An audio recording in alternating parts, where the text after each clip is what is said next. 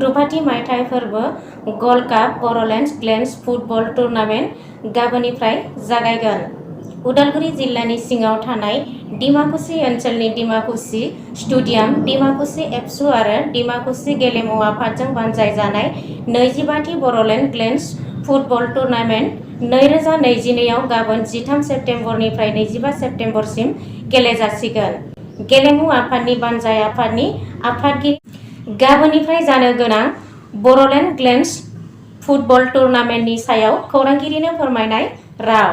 News desk report news 20। गिबियावनो नोंथांमोनखौ साबायखर बावबाय जोंनि नैबे 25थि Bodo gold cup football tournament थामहिनबा रुपाथि मायथाइ फोरबो खुंनायनि जि लाहार फाहार खालामबाय थादों बेखौ रायजोनि सिगाङाव लांनो थाखाय नोंथांमोना बिसिम फैबाय, बेनि थाखाय रोजा रोजा साबायखर। गाबोननिफ्राय जोंहा बे बड'ल गल्ड काप फुटबल टुर्नामेन्टआ जागायसिनसिगोन। 25 सेप्तेम्बराव जोङो फाइनाल जाहैगोन। दा ओंखायनो गाबोन एबा बे खेलानि थाखाय गेमनि थाखाय जोङो गासै थिंजायनो साखाफारा जाखाबाय। टीमफ्राबो फैबाय, रेफारिफ्राबो मोनफैबाय। बेखायनो जों सानदों गाबोननि साननिफ्रायनो मोजां बे बड'ल गल्ड कापआ जासिगोन। गाबोनो वेस्ट बेंगलनि कालिम्पं FC आरो जोंनि बड'लेण्ड ओनसोलनिनो चिरां जिल्लानि बे मोननै हानजाजों बादायनाया जागायगोन।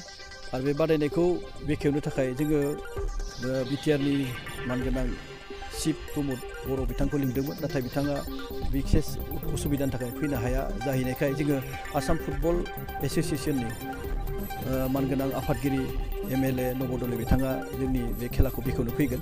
ओंखायनो आरो बेजों लोगोसे जोङो गाबोन गाजा गोमजायै खुंनो थाखाय मोनसे फिरफिला बिरहोनायनि उनाव मुंख्लंफोरनो बिबार बावनायनि उनाव खेला गेमनि आगोल बायदिसिना हारि माहारिनि मोसाग्लांनाय दिन्थिफुंनाय दङ। बिनि उनाव जोङो खेला जोबखांनायनि उनाव मुंख्लंफोरनि मुङाव आलारि बाथि सावगोन आरो बिनि उनावनो जोङो बरपेटानिफ्राय क्रेकार फायार मोनसे डेमनस्ट्रेसन सोलिगोन, फटका गावनाय। बिनि उनावनो जोङो ओनसोलनि जायफ्रा रोजाबगिरि बिथांमोनखौ लानानै मोनसे कालचारेल नाइट मोनसे फालिनायनि जगार खालामदों। ओनसोलाव जिहेतु एकोमोडेशननि थाखाय एसे प्रब्लेम दङ, अब्लाबो जोङो जोंनिफ्राय हानायसिम साखाथि थानाय इनफ्रास्ट्राक्चार किसुमान दङ, बेखायनो जोङो लाखिनो थाखाय एकोमोडेशनखौ थिग थाक खालामनाय जादों। आरो मोननैसो दोलोआ जिहेतु एसे उसुबिदा जानायखाय जोङो उदालगुरि हटेलसिमबो लाखिनायनि थाम-थिम खालामबाय थादों। बेनि थाखाय लांलाय फैलायनि थाखाय जोंनि उदालगुरि DT अफिसनिफ्राय बिथांमोना गारि हमना होदों। दा बेखायनो बे गारिजों लांलाय फैलायनि थाखायबो जोङो गासै बेबस्था हान्थामेलानि बेबस्थाखौबो जों खालामना होनाय जादों। एकदम नोंथाङा बिराद गिदिर बाथ्राखौ दैखांना होदों, सोंखांदों।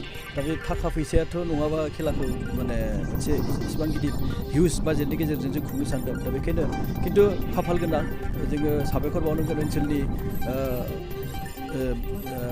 साख्रियावलाखौनो होन, ओनसोलनि बेफार खालामग्रा बिजनेसमेनफोरखौनो होन, ओनसोलनि रायजो राजाखौनो होन, बिथांमोना गावनि केपासिटिनि बांगायबो बांसिन बेहाय मदद होदों। स्पन्सर खालामदों होनबाबो गोरोन्थि गैया। गावबा गाव बबे आयदाखौ लाबा आं हागोन बेखौ लानानै बिथांमोना बे मोनफ्रोमबो आयदायावनो बिथांमोना रांजों मददथि जोंनो होदों। ओंखायनो जोङो बिथांमोननि मददथि बावनायनि थाखायनो बे साहसजों जोङो नैबे गल्ड काप फुटबल टुर्नामेन्टनि जानो गोनां सिलभार जुबलि सेलेब्रेसन बेखौ जों गाजा गोमजायैनो खुंनो हागोन होननानै जों सानदों।